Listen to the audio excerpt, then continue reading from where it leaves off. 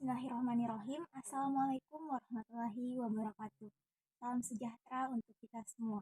Perkenalkan, saya Anissa Nurul dengan NIM 21040450024 dari Program Studi Bimbingan dan Konseling Universitas Negeri Makassar.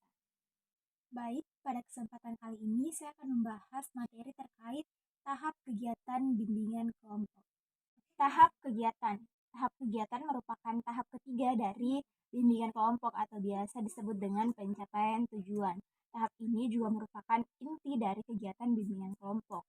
Dalam tahap ini, hubungan antar anggota kelompok sudah tumbuh dengan baik, saling tukar pengalaman dalam bidang suasana perasaan yang terjadi, pengeteraan, penyajian, dan pembukaan diri berlangsung dengan bebas. Namun, perlu diketahui bahwa kelangsungan kegiatan bimbingan kelompok pada tahap ini sangat tergantung dari keberhasilan dua tahap sebelumnya, yaitu tahap pembentukan dan juga tahap peralihan.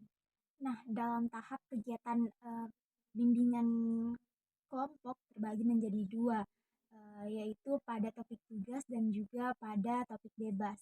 Yang pertama yaitu ada menentukan topik, di mana pada topik tugas ini artinya dalam topik tugas pemimpin kelompok yang akan mengemukakan topik yang akan dibahas atau yang telah dipersiapkan oleh pemimpin kelompok. Selanjutnya pada topik bebas, dalam topik bebas anggota kelompok lah yang akan menentukan topik yang akan dibahas dalam bimbingan kelompok. Dan namun fasilitatornya tetap dari pemimpin kelompok itu sendiri. Yang kedua yaitu tanya jawab tentang topik yang telah dikemukakan.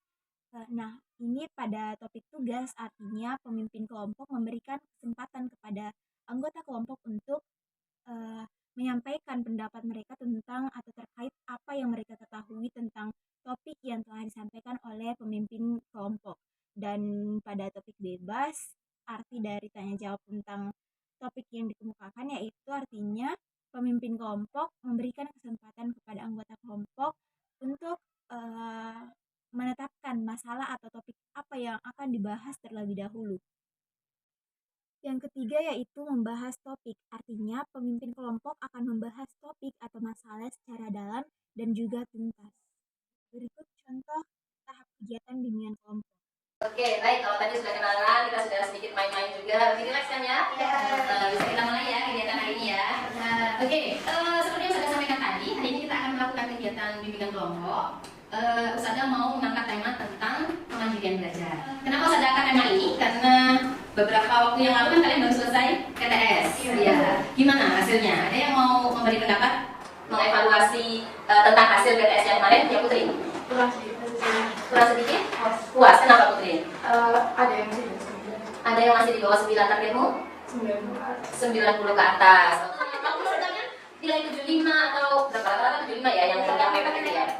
Kalau sudah dapat nilai 75 itu artinya apa sih kalau menurut kalian sebenarnya? Kurang lagi saja.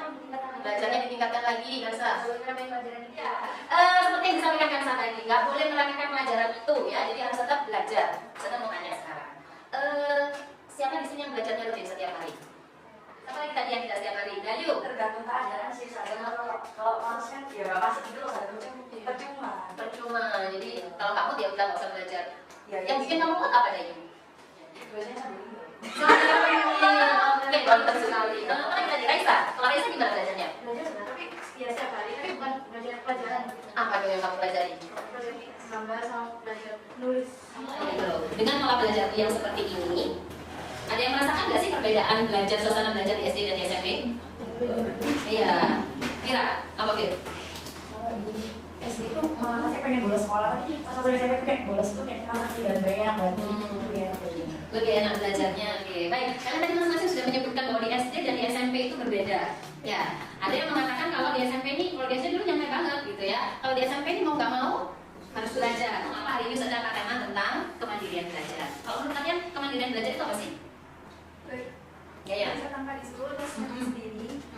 Belajarnya itu kayak setiap hari. Saya akan ngajak kalian main-main ya. Untuk mengetahui permainan, untuk mengetahui apa saja yang menjadi ciri kemandirian belajar.